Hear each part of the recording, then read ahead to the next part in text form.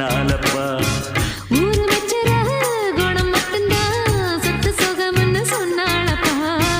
வந்தாளப்பா வந்தாளப்பா வந்து ஜன்னல்